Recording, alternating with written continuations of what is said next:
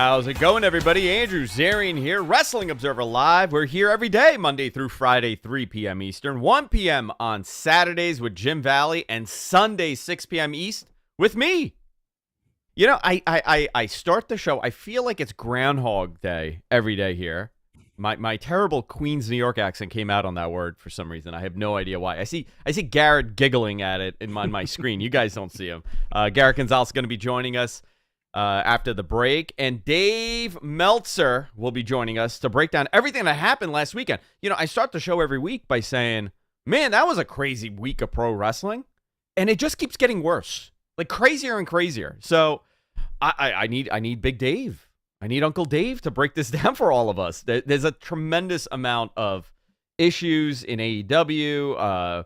You know, WWE's been really hot. Shockingly, Sheamus is one of the most over people that they have on that roster. And this was a guy that nobody wanted to see 2 years ago have a match on TV. It's unbelievable. But we're going to talk about the fallout from the backstage melee at AEW after the scrum, the most devastating event in combat sports, the scrum between AEW and UFC from the other night. You know, people were punished. Suspensions are handed out. There's a third-party investigation happening. We're going to talk about all of that. I'm not going to recap the whole thing, but I want to talk about it. You know, the big question here is, how does AEW recover from this? The negative stigma that is attached to this, what the next move Tony Khan makes is very important. And obviously, we're going to talk to Dave about that. I feel terrible for Tony more than anything else, because, you know, you're given these moments. It's a 3-year-old company. You're given these moments only a few times. 4 times a year, he has a big pay-per-view, and the last one was a debacle at the end, no fault of his, and this one turned into insanity. This is a big story, and I'm sure more information is going to come out in the next couple of weeks. But when we get back, Garrett Gonzalez and the one, the only Dave Meltzer will be joining me. Wrestling Observer Live here on Sports Byline. Stay tuned. We'll be right back after this.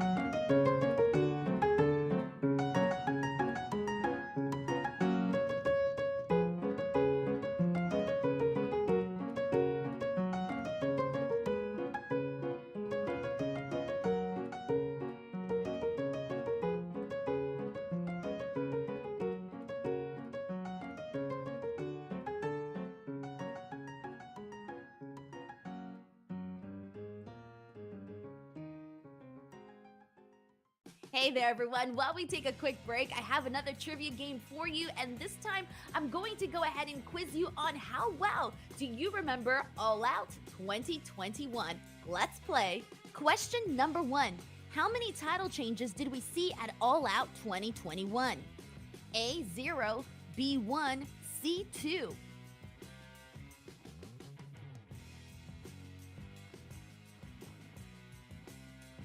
Wrestling Observer Live Sunday edition with me, Andrew Zarian. And I got two awesome co-hosts today.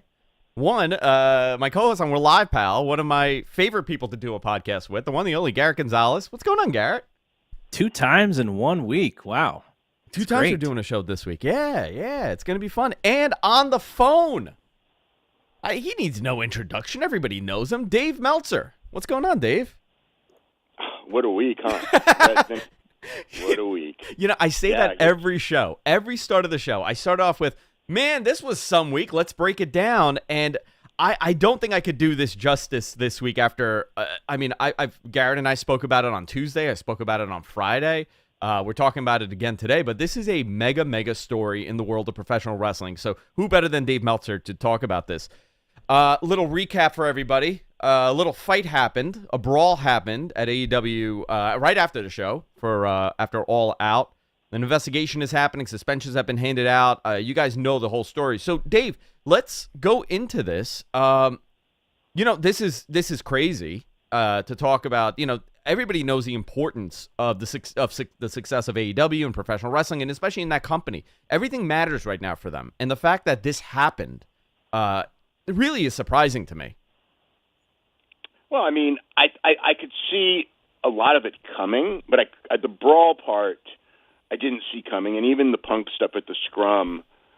I guess I saw it coming the minute he got in and started. I kind of could see where that one was going, but I didn't know that he was going to do that. But yeah, the fight I didn't see coming, and that kind of changed everything. And I don't know the fallout yet. I mean, obviously, the fact that Punk's out. He tore his triceps. He's already had surgery, so he's out for 8 months ish, and so that's a lot of time to heal wounds and to perhaps bring him back, perhaps not. I don't know. And then as far as like the Young Bucks and Omega got stripped of the trios titles, which means that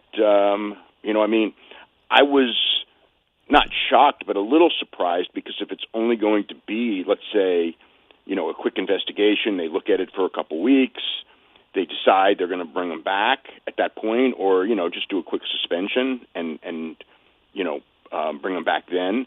They really didn't have to strip them of the championship, but they did right away. So that I thought to be very interesting, and that maybe even the most interesting aspect of the post-fight situation was stripping them of the titles, because in theory you would only do that if they were going to be gone for longer than I presumed that they would be gone. But we'll have to wait and see. What did you initially think they would be gone for? Just the couple of weeks for the investigation, or?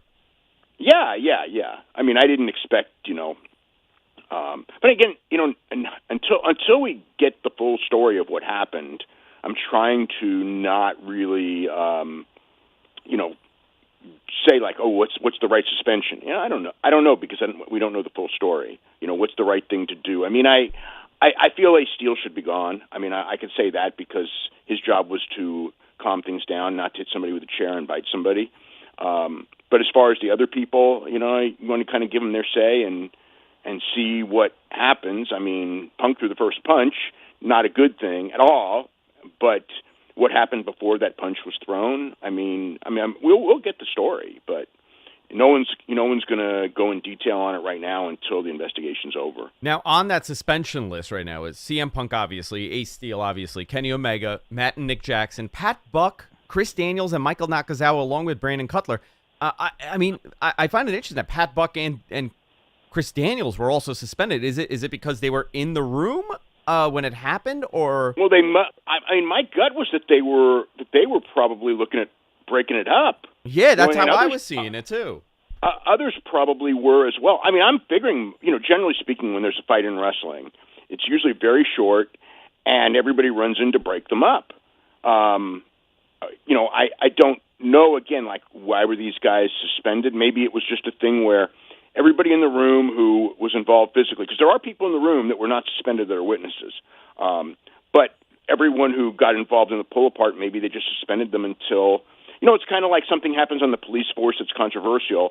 You just kind of give them administrative leave until you look at everything. Even if you think that they're totally innocent, that's just sort of a protocol, and I think that might be the protocol here when it comes to, like, some of those guys that were breaking it up, that, just let's keep things cool. Let's just have them, maybe not have them around, perhaps as easy as to say, because if they are and they tell people, maybe more of the story will get out, and I'm sure that they're looking at less and less of that story getting out, because one of the things they didn't like internally was that the story got out, although, that was one story where I can't imagine that anybody would think it wouldn't get out. Yeah. Garrett, what did you make of this whole thing? I mean, we were texting, obviously. You were there. I was here in New York, but bonkers. So actually, the thing that Dave and I had a long conversation about this on Friday, and the one thing that I realized I didn't even ask him about was about the suspension. So it's kind of a question to both of you, which is, do you think if they did not get stripped, when you're dealing with talent and there's two sides, it would seem that maybe Tony is favoring one side unless both sides were stripped of their titles, because it's essentially the same punishment for the same crime kind of thing? I believe that that's the case, but the difference is that Punk, you could say he's not stripped of the title because of what happened. You could say he's stripped of the title because he's injured, because he has to be stripped of the title because of the injury. And just say I wasn't stripping anyone of the title and just leave it at that. But he, quickly stripped them of the title, which I just found, and I'm not saying right or wrong, I just found that very interesting, because if they're going to be gone for 2 weeks, 3 weeks, whatever, you just finished a tournament for the championship, and then you kind of, with great matches, and you kind of throw it away, and then you put it on a team that was not even in the finals. And, it was a decision that he made, and he hasn't really explained the decision. So, and I don't expect that he will until this thing is over. I mean, he was very careful to not say anything past, that whatever the lawyer said, this is as much as you can say, and don't say anything more. Yeah, obviously. Now, there are two things that got set up. One is new champions for the trios titles. We saw that happen on Dynamite. We also got a tournament of champions that will culminate here in Queens at Arthur Ashe Stadium. I kind of, I would have loved to see Punk in Arthur Ashe. I would have loved to see Kenny again in Arthur Ashe and the Bucks in Arthur Ashe. But I guess, as of right now, we're not getting that. I can't imagine that we will. Maybe even for Bucks and Kenny. But 2 weeks. I wouldn't bet on it, but I don't know that there's. We're not going to see Punk. That's for sure. Yeah. Okay, but that was going to be the case no matter what because of the injury. But as far as good chance, and he's going to load up the show. You're getting the world. You're getting the World Championship decide match, so you're going to get a AEW Championship change, which is a pretty big deal, and there's a good chance you're getting a tag team title change as well. So it's a major. And I'm sure the lineup will be very loaded underneath as well. He's doing 4 hours of television taping, and it's his. This is his biggest television taping of the year, the Arthur Ashe Stadium show, and that's part of, I think, what he wants to make tradition is that they'll do Queens once a year in September, and it'll be the biggest Dynamite of the year and the biggest Rampage of the year. Listen, I love that. I'm 7 minutes away by train. I just get on the train, and it's like 2 stops. But, it has been slower in the ticket sales for this one. The last one was, 20,000. I don't see them doing 20,000. It looks like they have a stage this year. But I think they have about 2,000 tickets still available for this event. Probably more. The last I looked, it was just under 11.5, which I think is pretty good. When they first announced coming back, I know that I mentally thought 12 would be a big success, and under 10 would be kind of disappointing. So they're heading to 12. I think it's a big success. It's the New York market, and the first time in is always going to be the biggest. And WWE hasn't put in more than 12 at a television taping in God knows how long. The Garden was right at 12, which was sold out at the Garden. So if they can do the same as WWE did, and they've beaten them at UBS Arena several times. Yeah. So I mean, I would call that good when you're the number 2 company and you beat number 1 in their own home market. When we come back, we're going to a quick break. When we come back, I have a bunch more questions for Dave Meltzer. We'll do one more segment with Dave, and then Garrett and I are going to take over the show. Wrestling Observer Live, Sunday edition. We'll be right back after this. Stay tuned.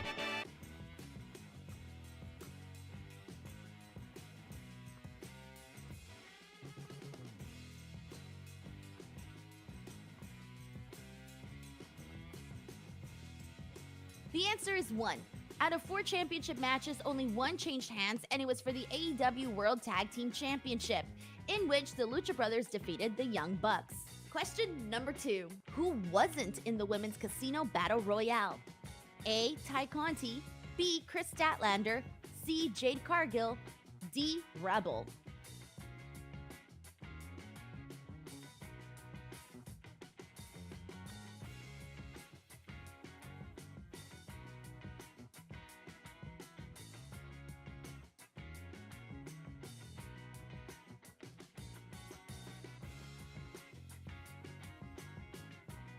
Out of the following names, the person not in the Casino Battle Royale was Chris Statlander, because she challenged Britt Baker for the AEW Women's World Championship. Question number 3. How many surprise debuts were there? A. 2, B. 3, C. 4, D. 5.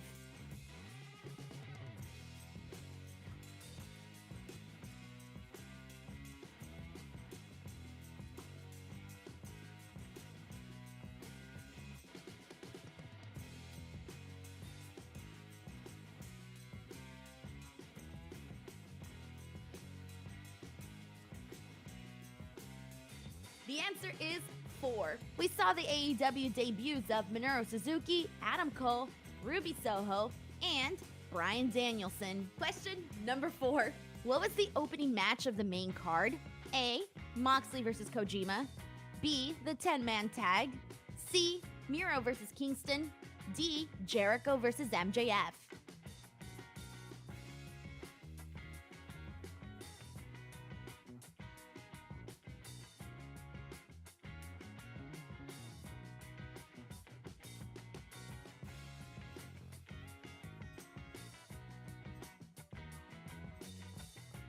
The correct answer is Miro versus Eddie Kingston. As always, thank you guys so much for playing. I hope you enjoyed this quick trivia video. And if you haven't already and you want to chat some wrestling with me, feel free to follow me on Twitter and or on Instagram @ Denise Salcedo. Now back to Wrestling Observer Live.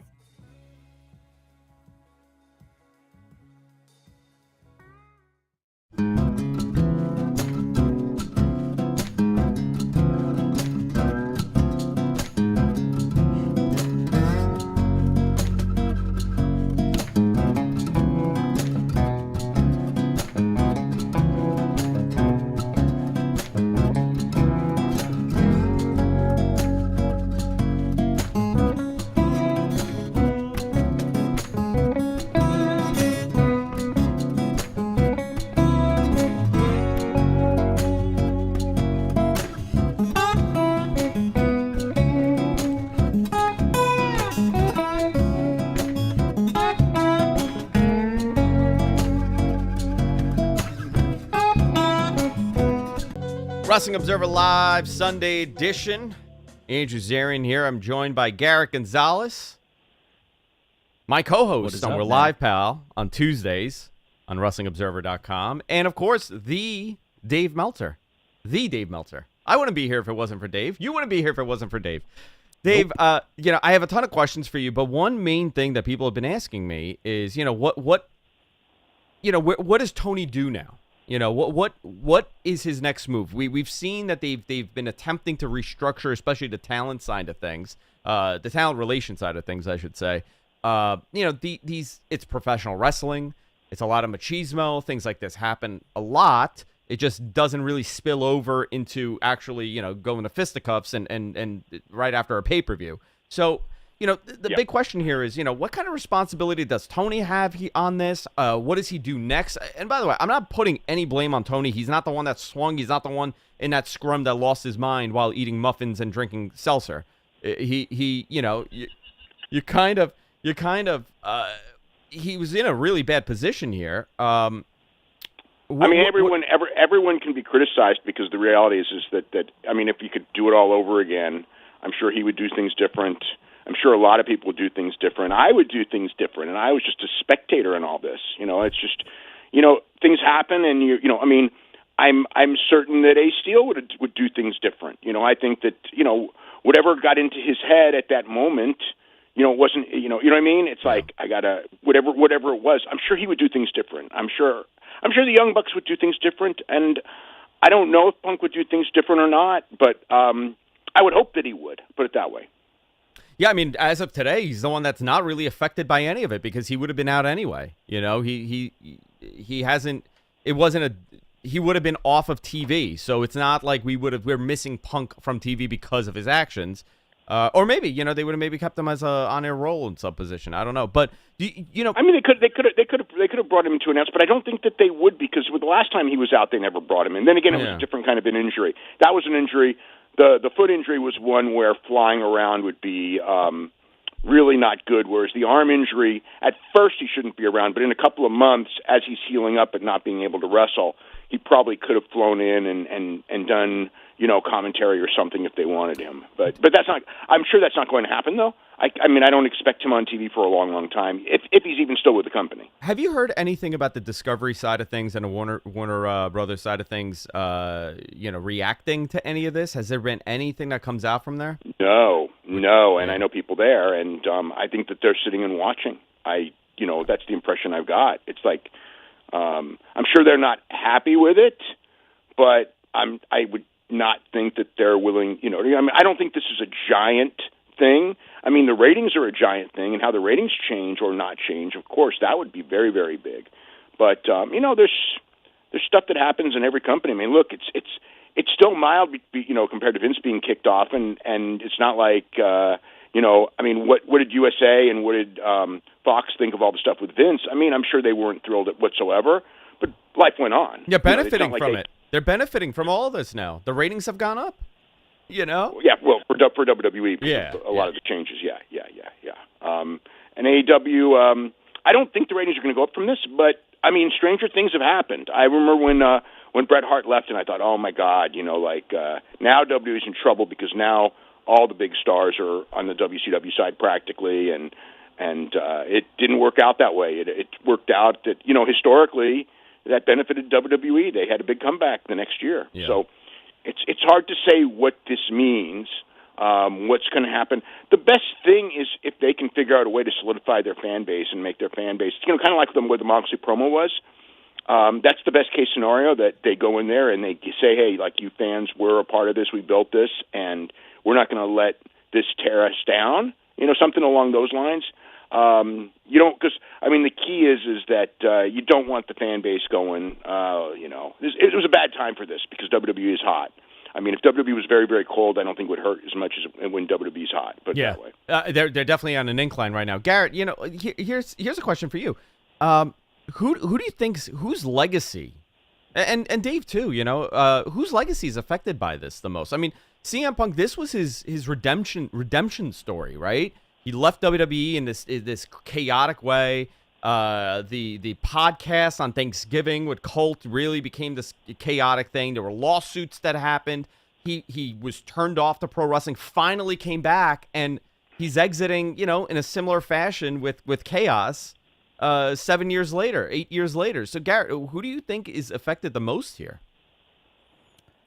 I think it depends on what side of this weird wrestling war that you are on. If you are against Kenny and the Bucks, you probably think that, they can't handle X, Y, and Z being VPs. And if you are someone who didn't really believe Punk, what was the happy-go-lucky Punk that we had seen, you probably think, that's who we all thought that he was. I really don't, from a wrestling history, that's probably sits a little bit more with Dave. We know that Kenny Omega already made Wrestling Observer Hall of Fame. I think there was an opportunity for CM Punk to get his numbers a little bit more closely to where he would qualify. And I think the Bucks, they have to get in as far as tag team. But that's kind of what I think when I think of legacy is, the Wrestling Observer Hall of Fame. I think CM Punk probably has the most to lose legacy-wise, but ultimately I'm not even sure he cares about that because of what he walked away from the first time. Interesting.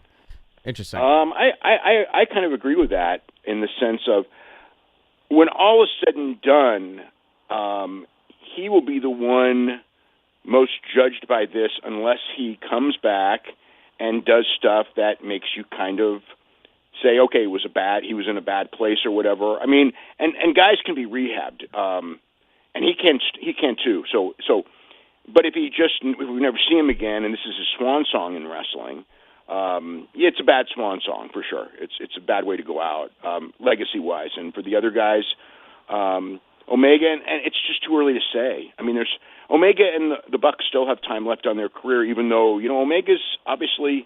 I mean, he had a great match on Sunday, but he does have a lot of injuries and a lot of mileage, and I think Nick Jackson's got a lot of years left, and Matt Jackson's got years left as well to overcome or override whatever this is. If they're not, depending on how this comes out at the end, if they end up where they didn't do anything wrong and they're back as EVPs when this investigation is over, I don't think it hurts them at all at that point.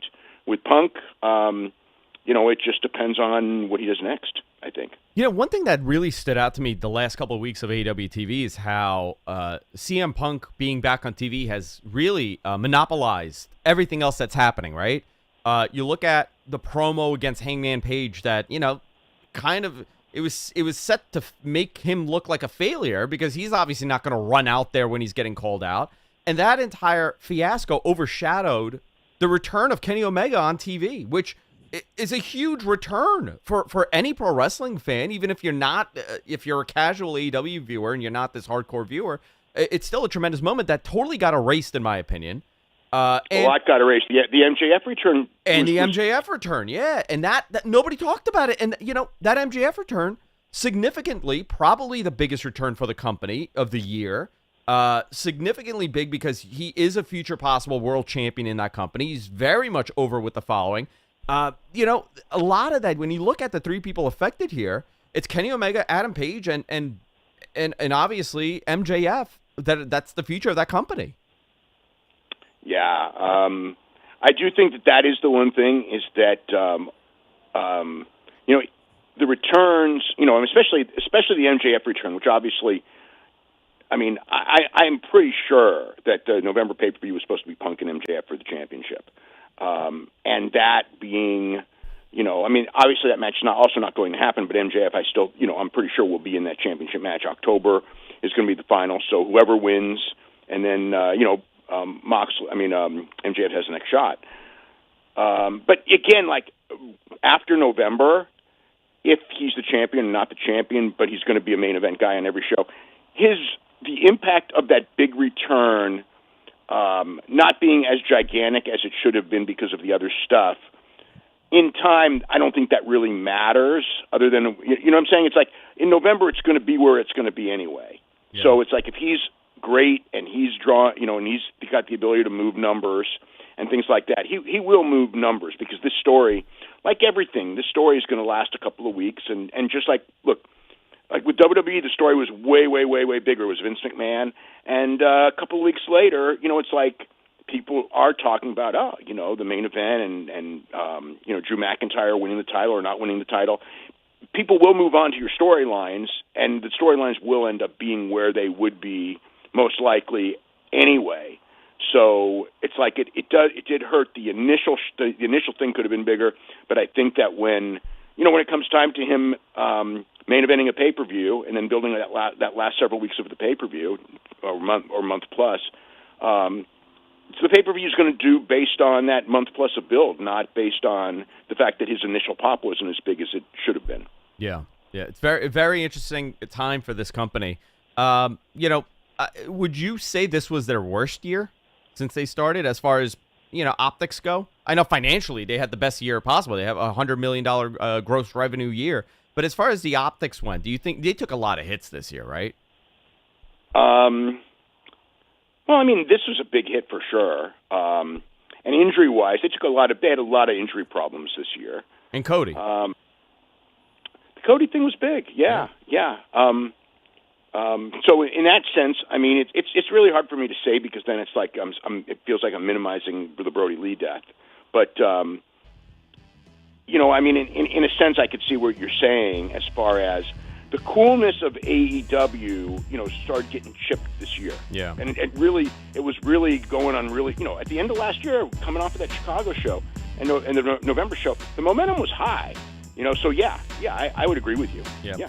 Dave, thank you for coming on the show. We're going to a break. Always appreciate Dave Meltzer on the show, but Garrett Gonzalez sticking by. We'll be right back after this. Wrestling Observer Live.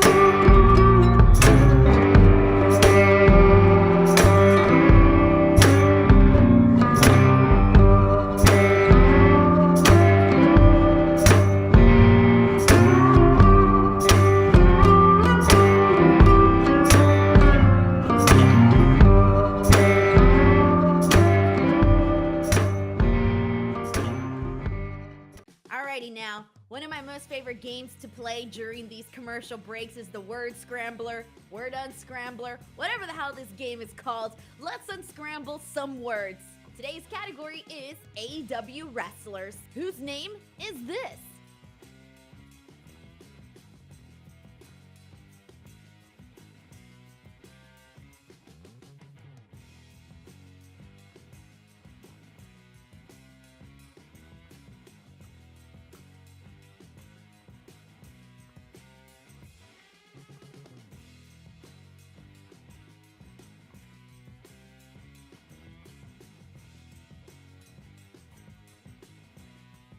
The answer is Angelo Parker. Next one, whose name is this?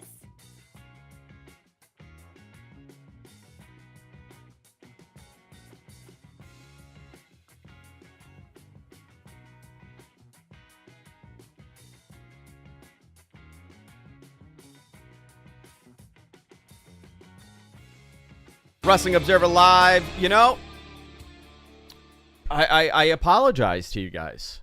There was a hard-hitting question that I had to ask Dave, and this just shows you what an amateur I am as a journalist, but I'm going to throw it to Garrett, and this is the question that everybody's dying to know. What is up with his Twitter image changing? Everybody wants to know. That's the hardest hitting question in all of professional wrestling right now. Forget about Tony Khan. Forget about CM Punk returning. What happened? Dave changed his photo on Twitter? Yeah, it was like 10 years or something, right? Like he'd been on Twitter using that same photo for 10 years. It was just a piece of paper. So we're trying to get him verified, which is the thing. So but there's a couple of different things that we're trying to do to make sure that he gets verified. And one of those was changing the photo. and I also gave him a little bit of a background, or a cover photo. But I told him that it was coming. I just told him months ago that it was coming, that we were going to have to fix that. And he's fine with it. He doesn't care. And then if he does get verified, then he can change it back to whatever he wants. Love it. We get Love to see it. the screenshot of the Wrestling Observer newsletter again. I you know what, we need the actual piece of paper newsletter needs a Twitter account now. Gosh, how many parody Dave accounts do you think are out there? Oh God, there's tons. I get the messages from most of them. Did you in your early days of Twitter, did you think of starting a parody Dave Twitter account? I have to tell you something, and I'm so embarrassed because I live on Twitter, right? Because that's part of my job.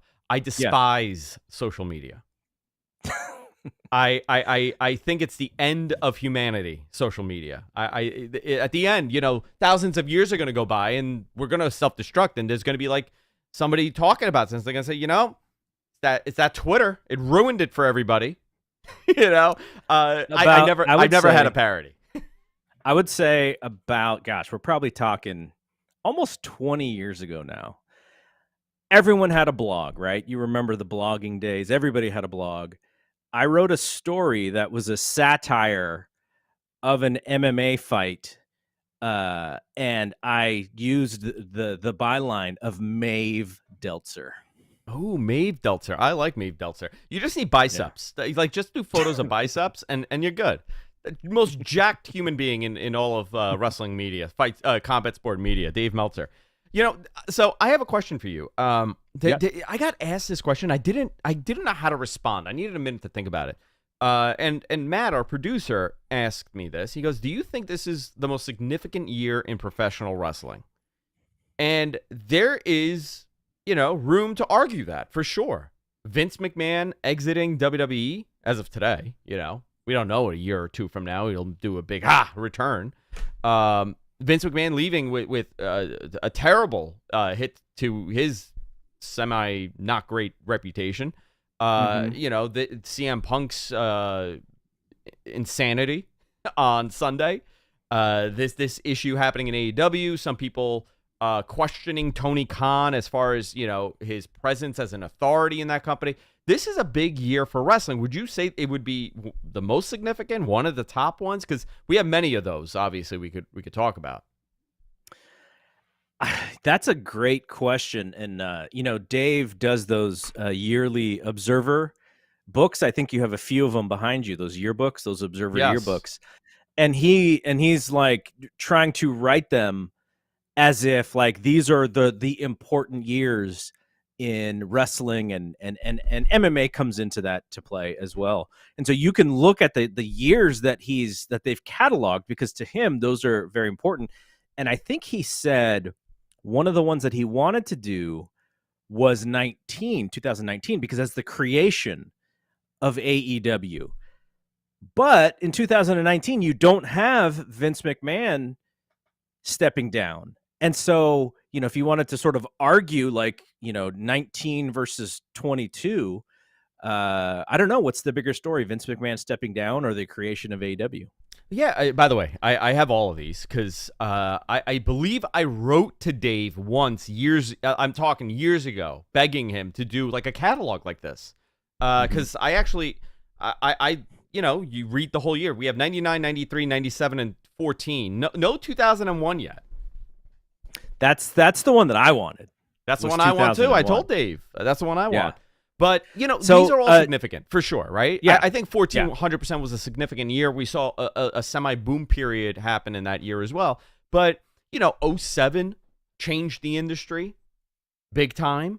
It was. What about so 84? Let's 84, go back to 84. Where WWE becomes really just becomes a national company and takes wrestling by storm, and Hulkamania, on a bigger stage than just AWA. So it's funny that you talked about, Dave, can you catalog? I found, this was years ago, I'm talking like 20 years ago, I was at a flea market and I found a Wrestling Observer yearbook from 1984. Wow. And back in the day, Dave would compile the year-end stuff to basically give the big picture of kind of what you're talking about. Why was this year memorable? What were the big hits? And it was just, I think the cover was like bluish, like it was had a bluish tint, and the photos were black and white. And so I bought it years and years and years ago. And then when I was moving, I found it, and I was like, "When's the last time you've seen this?" And I gave it to him, and so he has it in his house now. But he has been doing, that was actually part of your, not part of the subscription, but you could actually purchase at the end of the year. Here's your Observer yearbook to I never knew summarize everything. Yeah, I never knew that. I'm going to get in trouble now. I get an infraction. maybe That's what we happens can find here. one. I bet Wanna you get can in- find them on eBay. We should just go I'm sure you buy can. a couple of. Yeah. No, them I think autographed. that's very cool. But I do think, I would say 19, tremendous year, because for people in the business, in the industry, I think 19 was a huge year because it gave an opportunity to a lot of people that would not have been on national television. Joey Janela would have never been on national television. Sammy Guevara would have never been on national. Sonny Kiss would never have been on national. Wardlow maybe would not have been discovered at that point. Mhm. There's a lot of these. So I think 19 is definitely significant for wrestling. But this year will be, so chaotic from the beginning of the year.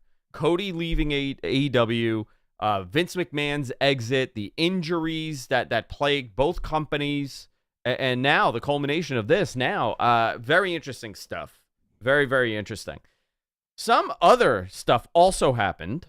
Dave Meltzer gave Gunther and Sheamus 5 stars, and I have to tell you, there's a lot of controversy over that. That match, I absolutely loved it. I loved it because I did not have that expectation for Sheamus and Gunther. I should have, because they're both ridiculously hard-hitting monsters.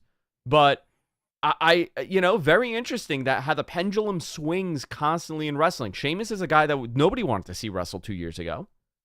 No knock at him. I'm just saying, fan perspective, right? He wasn't. Yeah, he wasn't. He was. Oh, he was overexposed for quite a while. And they gave 2015 they put the title on him, right? Was it 2015? Something like that. Whatever that was. Nobody wanted that. Everybody was disappointed in that. It just shows you how wrestling changes. Your perspective on a character could change tomorrow. Ronda Rousey defeated Lacey Evans and a whole onslaught of people in 4 minutes on SmackDown. According to her social media, she was also fighting her top during that match. Her top, yeah. She was adjusting it constantly. Do you know this? Did you hear the story of how we all watched Gunther and Sheamus when we were in Schaumburg? No. So after the Q&A, was it at the Chili's? No, we were in a different place. We weren't in Hoffman Estates. We were in a different area because that's where all the wrestling folks were. Conrad's show was there in Schaumburg. So after the Q&A, they're going to watch the show on Peacock. And then I went to go get lunch. Me and my buddy Jeremy went to go get lunch. And then Brian and Filthy Tom also went to get lunch. So Dave and Corey and a couple of other people have watched this match, and they just think this is 5 stars. So when we were coming back to watch it, they were like, nope, we're just going to watch it again. It was so good. Wow. We're going to watch it again so you guys can watch it as we did. That's how much Dave enjoyed that match. And it was the match of the weekend, star ratings wise, for not only Clash at the Castle, also for All Out. Like, I think that I don't think anything did as many stars as that match at All Out. Listen, you know what? Great match. It's a different style, and it's a very different style of wrestling. And it's 2 big guys that didn't do any flips, didn't do any high impact moves as far as a plancha through the second rope. Did we get a plancha through the second rope? Maybe we did. I'm trying to remember. Do you remember when we were talking about this on We're Live, pal?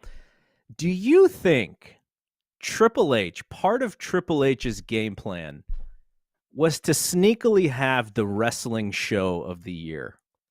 Right? Because when we looked at those matches, that's what WWE told me, by the way. WWE told me that they wanted to be the show of the weekend. And that was the plan with this. Over and over again throughout that entire week. Every conversation was, we're trying to make this the show of the weekend. And it was a sneaky, like, because they don't promote their wrestling in that way, right? AEW promotes their wrestling in great matches. WWE says we just have big shows.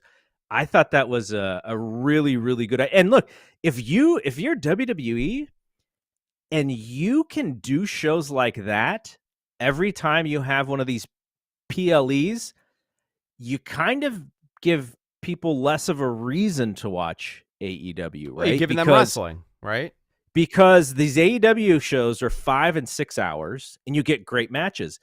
These WWE shows are 3.5 hours, and if you can get great matches, you're sort of taking a little bit of AEW's territory there. And that's I think that's what Hunter's plan is right now, because we're seeing longer matches. Wrestling is happening on their TV. It's still long. Raw is still very long at 3 hours. SmackDown, they've had some fantastic weeks and they've had some terrible weeks. I thought this week was okay. It was shocking, however, Sheamus was in that Imperium match on SmackDown, but this is you love that. You love that match, didn't you? I do. I love that match. I like big giant dudes beating the crap out of each other. I'm very much into that. I also like the flips too, but my wrestling is very bad. Like what I like about wrestling, I like a lot of everything, There's not one. I'm not a big deathmatch guy. That's the only thing I would say I'm not crazy about is like fluorescent tubes and pizza cutters. Like that's not, but I don't poo-poo on your parade. Watch it if you like it. Enjoy it. Yeah, totally. I know, I'm with you. I've been saying of late, if the wrestling that I like is the predominant wrestling and the only wrestling that exists, a lot of people would be unhappy because not everyone likes what I like, so. I'm getting yelled at over this Dave Meltzer question that I did not ask him. Here's a great tweet. LaSchneider, bot of Grifton, says, Andrew forgetting to ask Dave Meltzer about his profile picture change shows he still has many years of learning ahead of him. Missed a huge scoop, Andrew. I replied, I got the answer. He says, not from the man himself, secondhand source. Okay, but amateur stuff. You know what? He's absolutely right. I'm so disappointed in myself. Okay, but wait. So he's a little off in that I'm the one who changed You're the photo. So technically, you did ask and I just let Dave know, and he knew that I was going to do it eventually. But I changed the photo, so you were talking to the right person. Yeah. I funny, amazing. That's the big scoop here. That's the big story here. Guys, we're going to go to a quick break. Couple minutes left in the show. Wrestling Observer Live here on Sports Byline. We'll be right back after this.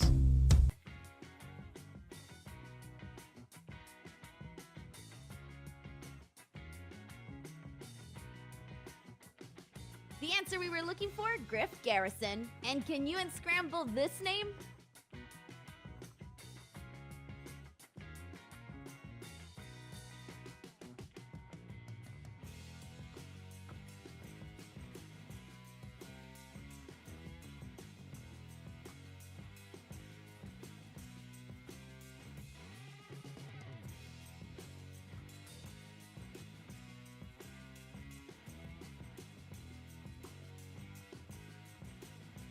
And the answer for this one was Michael Nakazawa. Who can this be?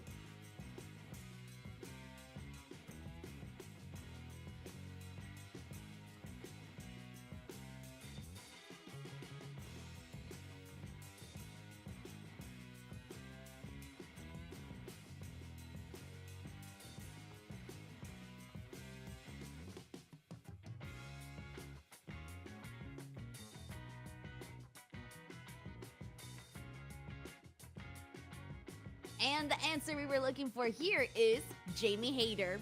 Last one, whose name is this?